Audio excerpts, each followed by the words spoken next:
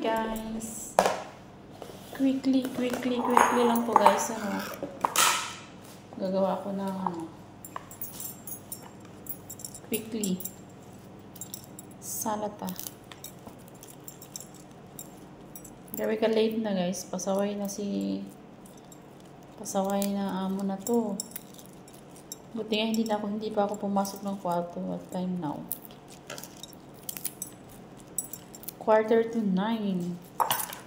At ngayon lang siya tumawag na kakain siya ng dinner. Kaya gawa tayo ng madalian. Buti na lang ready na ako. Buti na lang matalino tayo minsan. Kahit walang utos, kahit walang order ng amo, kailangan natin mag-ready. Diba?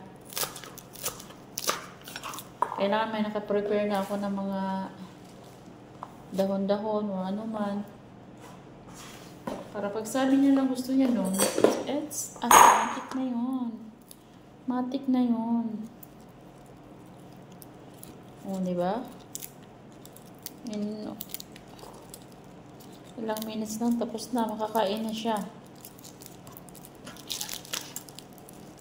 Kasi kagabi pa to, pinrepare ko na tong roka. Lagyan ko ng konti.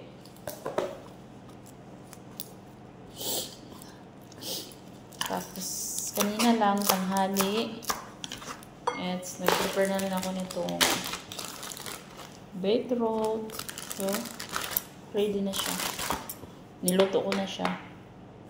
Nilagay ko na sa freezer para in case na kailangan nila, iinit ko na lang o palamigin ko na lang para diretso na.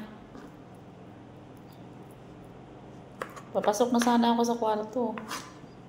Eh, tumawag pa, diba? Buti na nga. Matalino tayo minsan. Minsan naman gamitin ang utak, diba?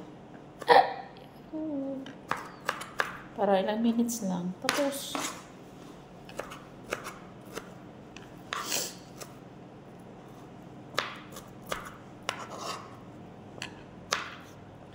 in your arms. Wala ng gloves guys. Kamay-kamay lang. Naghugasan lang ako ng kamay. Diba?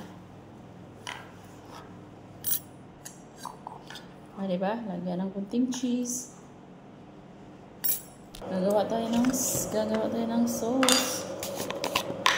Dressing lang natin to guys. Kunting asin. Kunting paminta. Olive oil. And lemon.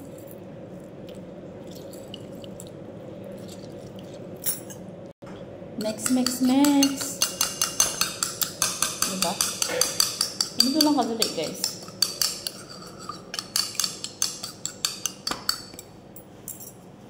Tikman agad. Maasim guys.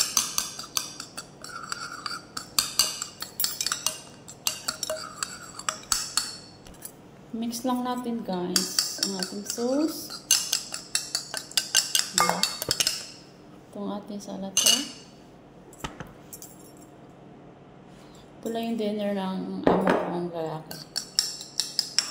Sama ang chamomile tea. Mix na. Mikos.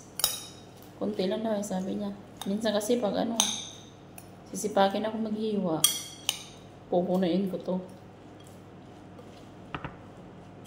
Sabi niya, konti lang. Okay. Konti nga lang yung sabi mo diba? Ganun ako kabait.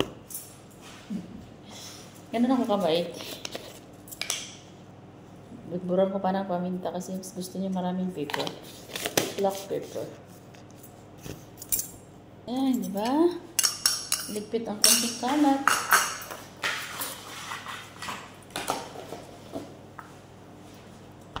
Ito na.